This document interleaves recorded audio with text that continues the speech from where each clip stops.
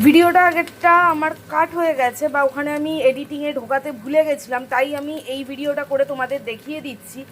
আলুটা ঠিক এতটাই ফ্রাই হবে, হালকা ব্রাউনিশ হবে, মানে হালকা লাল। এই সময়ই কিন্তু আমরা অ্যাড করব এই পোস্তটা মানে পোস্তটা তোমরা দেখতে পাচ্ছ একদমই কিন্তু লিকুইড নয়। আর আলুটা কিন্তু ঠিক এতটাই ফ্রাই করবে, কেননা পোস্ত দেওয়ার পর কিন্তু খুব একটা এদিক ওদিক নাড়ানো যাবে না। তো এখানে আমি পুরো পোস্তটাই দিয়ে দেব।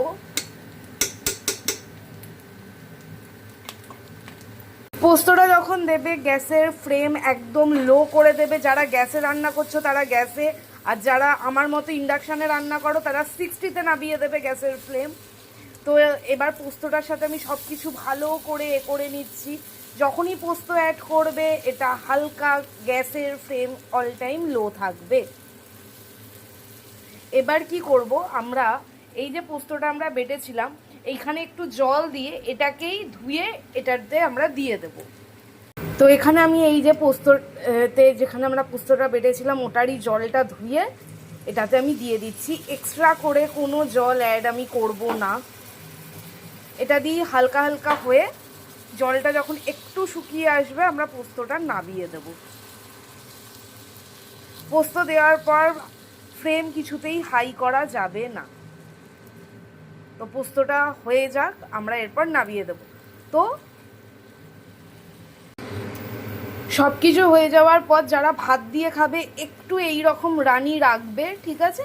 আর যারা রুটি দিয়ে খাবে তারাও রাখতে পারো। যারা একটু ঝোল ঝোল পছন্দ করো তোমাদের রিকোয়ারমেন্ট অনুযায়ী জল দিয়ে দিও।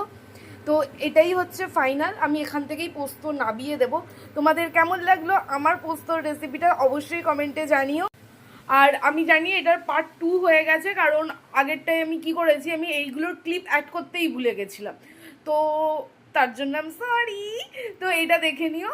তো এটাই ফাইনাল, আমি আর আমার পোস্ত। তো দেখা হচ্ছে খুব তাড়াতাড়ি নেক্সট ভিডিওতে। এখনকার জন্য বাই। আর একবার তোমাদের দেখিয়ে দিচ্ছি যে ফাইনাল কীরকম হবে। ঠিক এই রকম দেখতে হবে। এর ওপর তোমরা চাইলে চেরা কাঁচা লঙ্কা ছিঁড়ে দিতে পারো। আমি আর দিচ্ছি না, কেননা 6টা কাঁচা লঙ্কা দিয়ে ফেলেছি। এর থেকে বেশি ঝালের রিস্ক আমি আর নিতে পারছি না, তাই এটুকুনি করে আমি বন্ধ করে দেবো। যারা আরও ঝাল খাও তারা আরেকটু অ্যাড করতে পারো। তো দেখা হচ্ছে খুব তাড়াতাড়ি নেক্সট ভিডিওতে। ততক্ষণের জন্য তোমরা খুব ভালোভাবে কালী পুজো কাটাও।